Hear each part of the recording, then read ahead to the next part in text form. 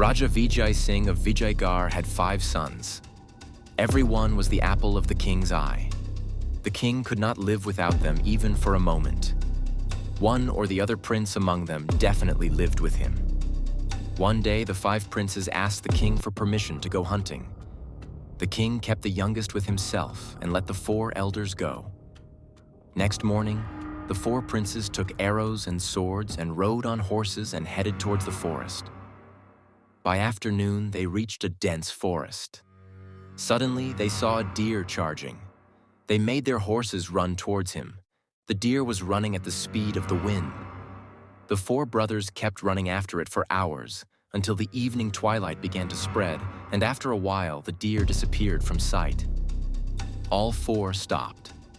All 3 of them had come a long way from the palace, had also forgotten the way. Where should we go now? The night had also become darker. Suddenly, a loud growl chilled his blood. A huge red-colored demon was standing at some distance in front. His big and terrible eyes were burning like a bonfire whir. You? Who are you?" a prince stammered. "None of your questions will be answered. Just know this, my slave deer has brought you here. From today, you too are my slave." After this, the demon took away the princes and imprisoned them in his fort. During the day, the prince would serve the demon and his family, and at night, he would be turned to stone. There were hundreds more people like him there.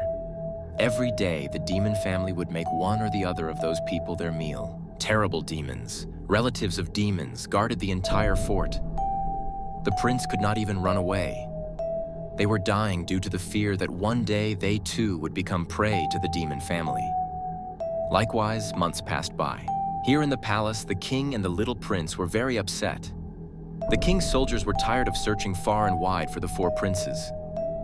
One day, the little prince could no longer bear it. He asked the king for permission to go and find his elder brothers. But the king said that he had already lost his 4 elder princes and did not want to lose her.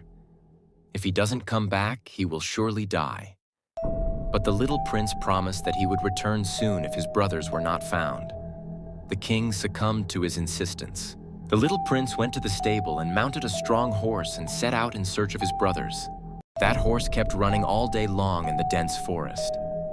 When evening came, suddenly his eyes fell on a wolf. When he reached near, the wolf said in a sad voice, "O traveler, I have been hungry for months. I am close to death. If I get this horse of yours to eat, my life can be saved. You will do me a great favor." The prince got lost in thought. Then he said, "But I have set out in search of my brothers. How will I go further?" He told the whole thing. After listening to the whole story, the wolf said, "I understand. Your brothers have been captured by the red demon." "Oh, you know him?" the prince asked. "Yes. Once upon a time, I too was a prince like you. My name is Rajkumar Sagar. One day when the demon passed through the forest, the red demon imprisoned me in his fort. One day when I protested, he turned me into a wolf and imprisoned me in an enclosure. Day and night, I dug a tunnel from the enclosure to the outside of the fort and escaped from there. Because of the fear of the red demon, even birds don't fly far and wide here. That's why I'm dying of hunger. I can't even return to my kingdom in this form. Okay, I am ready to give you my horse." The prince said, "But then you will take me to the red giant's castle?"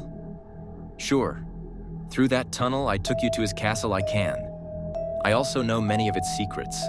The wolf licked the horse and took the prince on his back and set off towards the red giant's fort.